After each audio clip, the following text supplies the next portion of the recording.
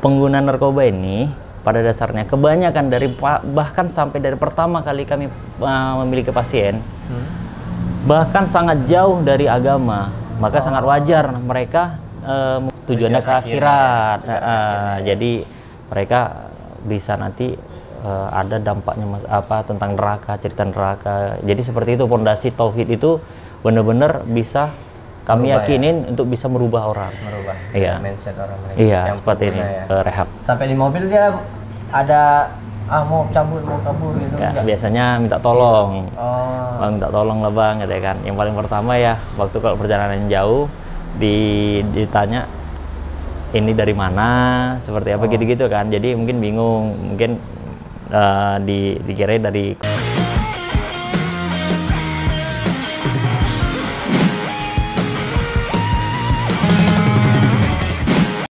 dia tidak ngambil benda-benda yang membahayakan. Tapi itulah karena dia tadinya sebelumnya lagi makan, jadi kan tangannya kena minyak mungkin kan, sehingga begitu kami mau pegang tangannya lepas, sementara kami ada pegang borgol juga, pegang borgol. Begitu lepas tangannya, ini melukain tangan saya sendiri malahan. Borgolnya terambil alih. Nah, terambil alih sama dia. Tetapi tetap kami kan juga punya SOP dalam langkah penyebutan. Nah, jadi sehingga begitu dia bertindak yang mau berontak lah ya, membahayakan. Iya, membahayakan. Tapi kami juga ada beberapa tim, bukan hanya sendiri. Nah, dia kan cuma sendiri gitu.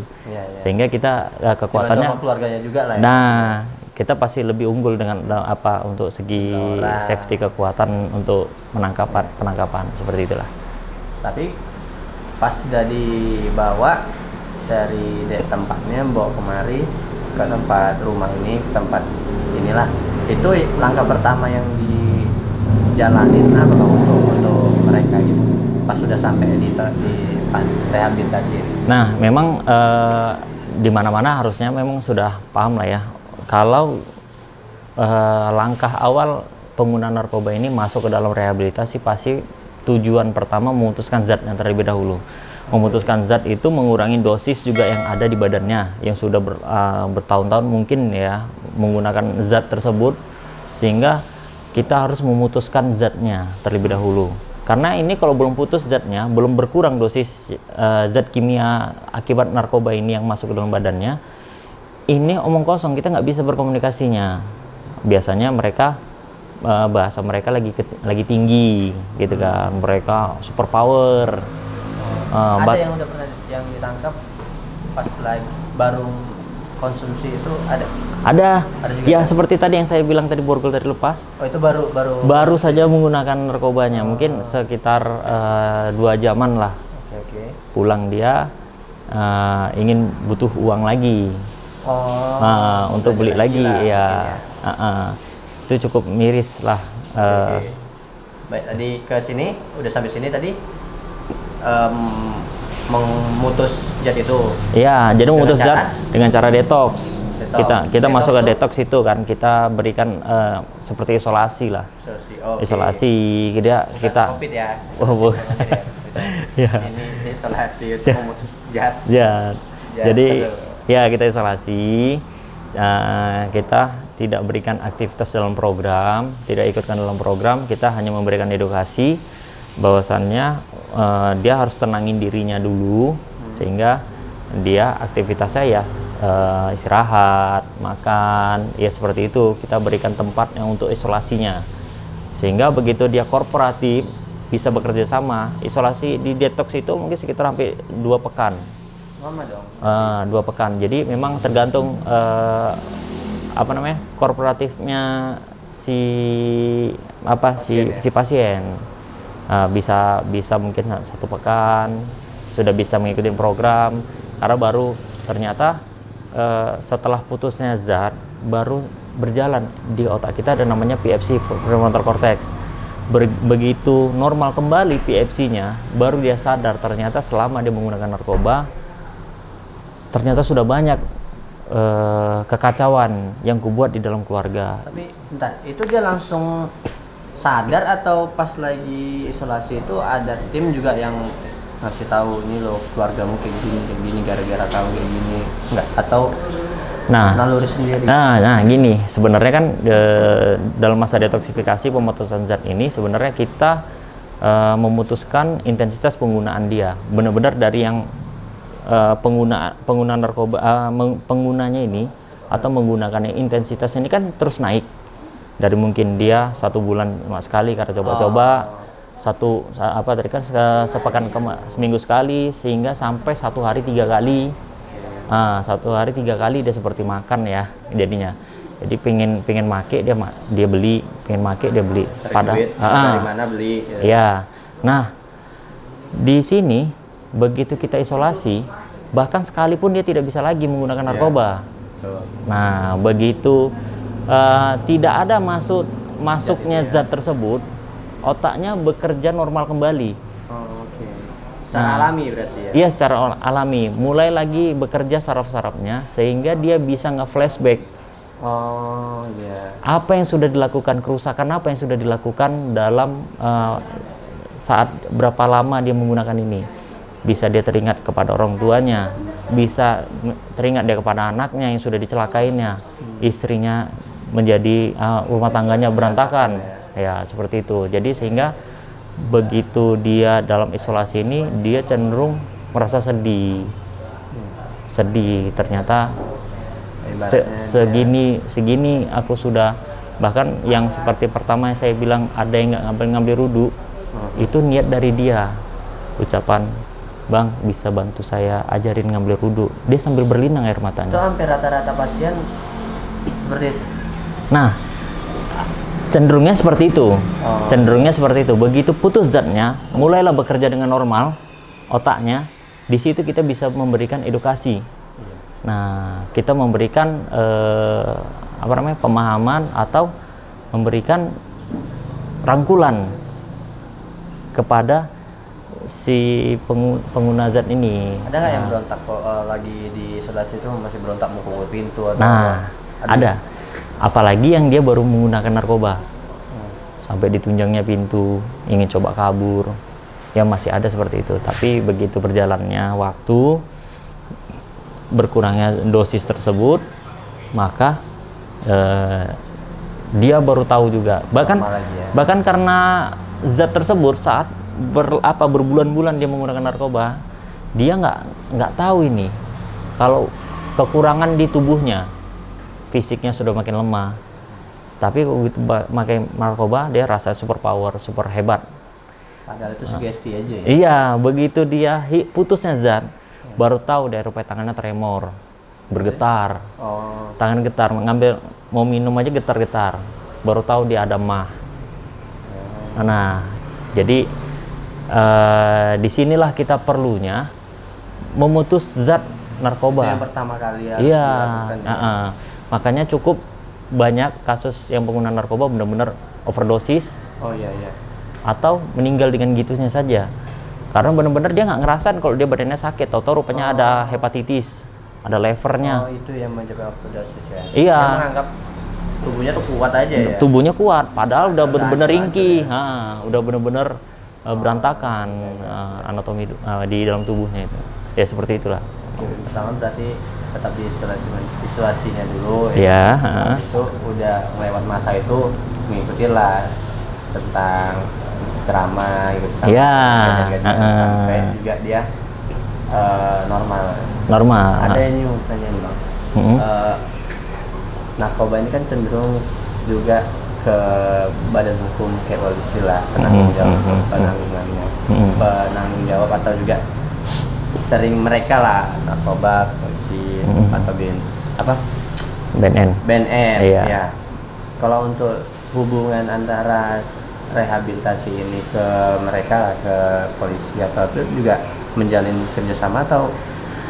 Ya, yang pastinya memang kita di pihak penegak hukum pastinya kita menjalin komunikasi baik ya. Jadi sehingga di pihak kepolisian apabila ada acara untuk pemusnahan barang bukti narkoba ini, kita selalu diundang biasanya. kita selalu diundang dan kita ada staf tetap yang menghadirin kegiatan tersebut. Bahkan terakhir kalau nggak salah ada acara seminar yang dibuat oleh BNN nggak salah di Hotel Polonia. Ini saya mungkin kegiatannya yang membuat BNN atau seperti BNN, ya seperti itu terakhir. Dan kalau ada pemusnahan barang bukti untuk narkoba ini biasanya kita tetap diundang, jadi sehingga kita tetap menjalin komunikasi baik kepada pihak-pihak kepolisian. Oke, ya rehabilitasi ini juga membantu berarti ya? Ya, membantu polisi, membantu BNN, lebih peduli ya, peduli terhadap masyarakat. Ya. Masyarakat. Nah, kalau untuk biaya yang dikeluarkan pasien untuk ada di sini itu mahal nggak?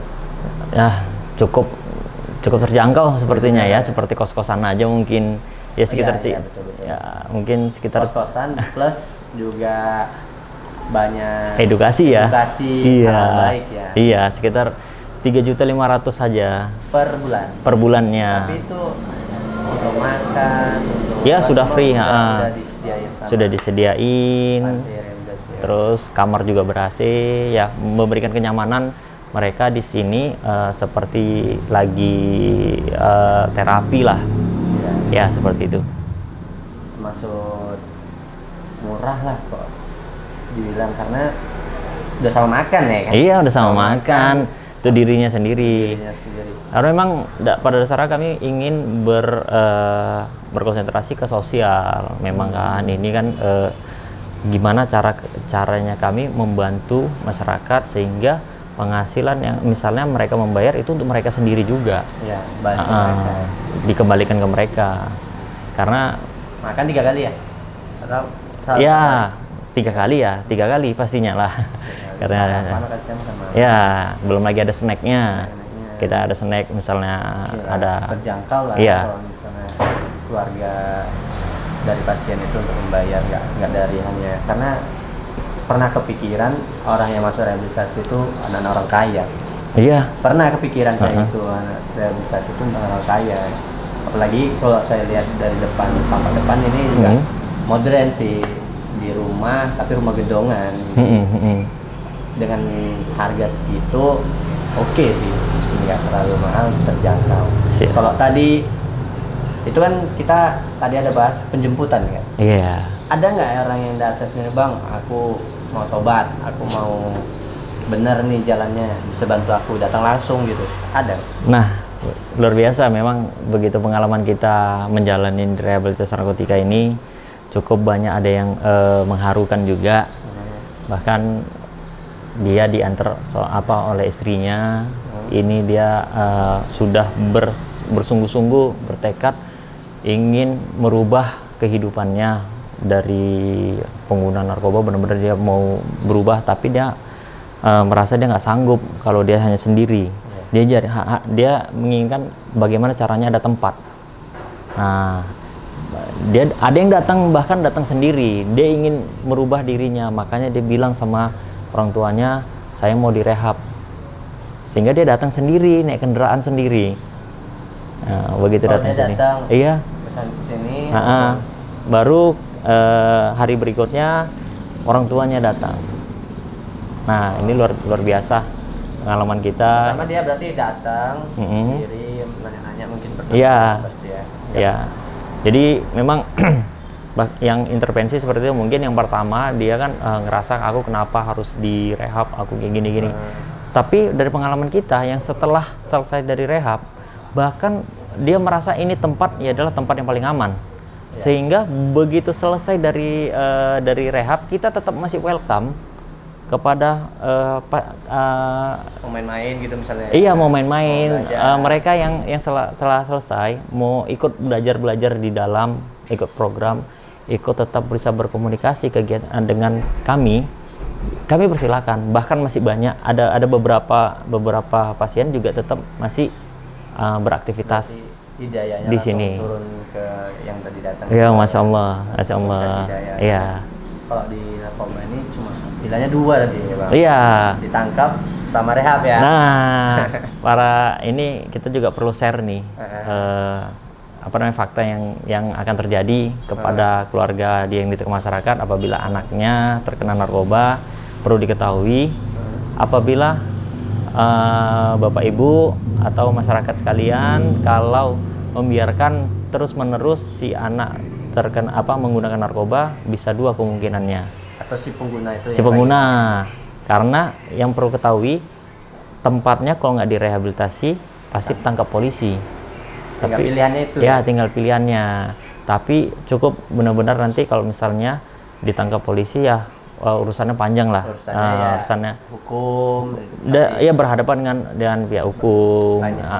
Banyak hal. Tapi ya masyarakat perlu ketahui kalau misalnya dia diarahkan langsung sudah tahu nih pencegahannya.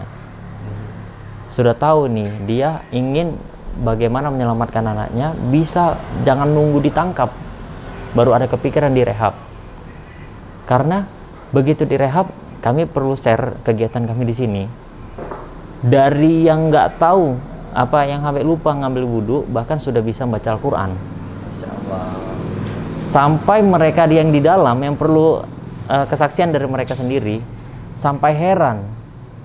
Seumur-umur saya nggak sholat, bahkan nggak tahu kan, lupa ngambil wudhu. Ini kok saya bisa bangun pagi ngambil wudhu untuk sholat subuh. Subuh ya, paling berat kalau misalnya dari niat. Iya, luar biasa. Ini tadi kan yang saya sampaikan, yang padahal yang berbicara ini bukan keinginan dari hati, keinginan dari abangnya yang ingin adiknya itu benar-benar bisa sembuh, berubah. Begitu dimasukkan ke rehab, bahkan dia sholatnya bisa di tepat waktu. Nah, lalu bacaan hafalannya juga bertambah, hafalannya. Lalu dia paham gitu kan, ternyata ada haram, ada yang halal. Setelah kehidupan ini berakhir, dia masih ada berhadapan lagi di akhirat nanti ya. Pertanggungjawabannya ya. Nah, kita tanamkan pemahaman ini kepada mereka sehingga mereka melakukan hal tersebut jatuh lagi nanti setelah direhab. Setelah keluar dari rehab, mereka ingat mereka ini sedang berbuat dosa. Ya, seperti itulah. Mudah-mudahan ini bisa menjadi basic atau basic mentality mereka. Pemahaman agama bisa menjadi pondasi mereka yang bisa mereka bawa kemanapun apabila mereka terjatuh lagi, mereka tahu kembalinya kemana. Karena di diri sendiri itu ya. Iya. Tertanam di diri sendiri. Walaupun dia nanti ya ambil mendekatin atau ada yang menawarkan. Iya. Itu dia udah ada dasar itu udah diberi pengetahuan tentang agama waktu di rehab. Pernah nggak ada ngasih edukasi walau keluar gitu bang tentang bahayanya ini? Nah, kita juga pernah turun langsung di tengah masyarakat. Salah satunya di daerah Batubara. Oh, di daerah pedalaman. Di daerah Batubara, dan terus terang yang ini yang memang mungkin banyak masyarakat yang masih belum paham atau belum familiar di rehabilitasi narkotika atau tentang dunia rehabilitasi lah seperti itu ya. Nah, benar, orang tuanya bahkan saya pada saat lagi memberikan edukasi sedang berbicara, ternyata yang sering banyak nanya ini, ada seorang bapak-bapak sering nanya tentang rehabilitasi ini, ternyata memang anaknya sudah menggunakan menjadi pecandu narkoba. Tapi bapak tersebut nggak tahu itu harus diapain ya, mungkin hanya dinasihatin mungkin begitu dia pulang malam atau apa dipukul. Nah, ya anaknya hanya seperti itu, dia memberikan masih sekolah SMK.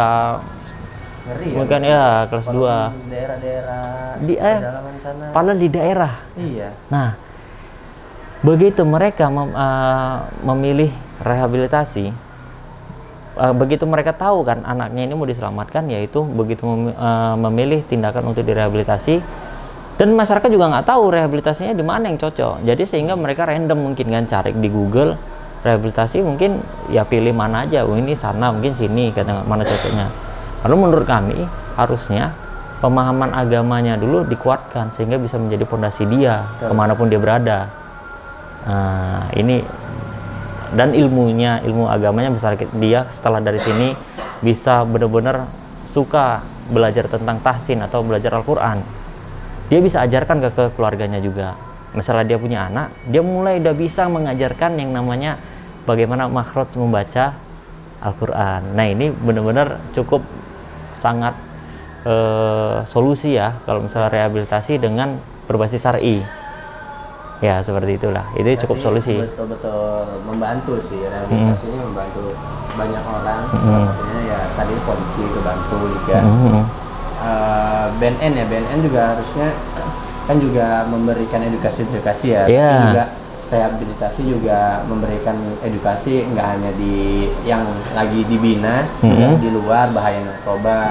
Jadi rehabilitasi ini saya anggap yang benar-benar membantu banyak orang. Yang mudah-mudahan ini juga jadi amal jariah ya. Ya, insya Allah ini tujuannya. Insya Allah. Tim-tim yang lain jadi amal jariah karena udah banyak ngebantu orang nih berarti di dunia lah. Insya Allah ada amal jariah di akhiratnya. Amin, mudah-mudahan bisa. Oke Bang, ada nggak kata-kata penutup untuk yang lagi nonton tentang narkoba atau tentang apa yang emang ingin sampaikan lah? Ya, mungkin untuk tengah masyarakat saya ingin menyampaikan bahwasannya cepatlah mengambil tindakan, jangan sampai terlambat, jangan sampai keterlambatan ini hanya berlatar belakangan karena urusan uang. Biasanya pihak keluarga atau di tengah masyarakat perkara hanya karena uang, di rehab itu membayar, padahal dia lebih besar lagi mengeluarkan uangnya karena dia sudah banyak menjualin barang di rumahnya, bahkan hal yang digrogotinnya juga lebih besar. Apalagi kalau misalnya dia sudah berurusan dengan pihak-pihak berwajib ya, tentunya ini mudah-mudahan cepat ambil langkah apabila sudah ada indikasi menggunakan narkoba di tengah masyarakat, terutama kepada anggota keluarga tersebut, cepatlah memilih langkah untuk direhabilitasi. Dan yang menjadi solusi kami dan anjuran kami, kalau bisa rehabilitasi yang berbasis syar'i sehingga bisa menjadi pondasinya si anak tersebut agar tidak menggunakan narkoba lagi, dan ilmunya bisa benar-benar digunakan juga, ilmu agamanya juga bisa diaplikasikan untuk dirinya sendiri bahkan untuk orang lain. Ya seperti itu mungkin edukasi yang bisa saya sampaikan untuk pentingnya hadir rehabilitasi bagi masyarakat, karena kami tidak hanya memberhentikan narkobanya saja, tapi kami juga hadir untuk memberikan solusi fungsional dia kembali ke tengah masyarakat atau ke pihak keluarganya. Karena memang Bang, pihak keluarga begitu hadirnya si pasien ini, kita perlu edukasi juga nih keluarganya. Oh iya. Iya, keluarganya juga harus karena perlu kita edukasi, karena begitu dia lamanya menggunakan narkoba, hilang kepercayaan keluarganya. Iya. Bahkan kami selalu sarankan bahwasannya jangan sampai ada uang yang sedikit hilang terus nuduh, padahal dia lagi recovery. Dia lagi perbaikan untuk menjadi lebih baik lagi. Tahu-tahu ini nggak nampak, padahal lupa naruh, tahu-tahu udah disalahkan karena seringnya dari bertahun-tahun hilang barang di rumah. Nah ini perlu kita edukasi, atau keluarganya yang benar-benar kita berantakan dan kita juga turut hadir menjadi pihak perantaranya untuk menjalin komunikasi baik lagi mungkin dari keluarganya atau istrinya yang sudah berantakan keluarganya, anaknya. Kita turut melakukan kegiatan yang seperti ini, sehingga begitu dia selesai dari rehab kembali ke keluarganya, dia sudah harmonis di keluarganya. Nah inilah pentingnya rehabilitasi hadir di tengah masyarakat seperti itu. Pasien juga keluarga. Ya, bukan hanya memutuskan, bukan hanya urusan dengan narkobanya saja, tapi fungsional dia kembali ke tengah masyarakat, baik di keluarganya juga, seperti itu. Oke. Intinya jangan dekerin narkoba lah. Kalau enggak, hidupnya mau hancur, keluarga hancur, nggak ada gunanya. Kalau dari saya, masih saya ingat kata-kata di sekolah, belajar yes narkoba no. Siap, betul. Dari dulu itu di sekolah-sekolah pasti ada tulisan itu. Itu benar. Oke, mungkin itu aja. Makasih Bang Jeffrey. Makasih Bang Chandra.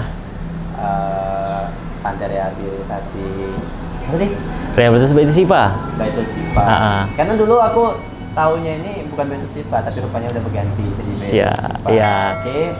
Sangat membantu, mengedukasi, juga memberikan info-info tentang bahaya narkoba, juga bagaimana direhabilitasi, juga banyak hal yang disampaikan Bang Jeffrey tadi benar-benar dialamin di luar sana lah. Oke. Saja, terima kasih sudah menonton video ini. Assalamualaikum warahmatullahi wabarakatuh. Waalaikumsalam warahmatullahi wabarakatuh.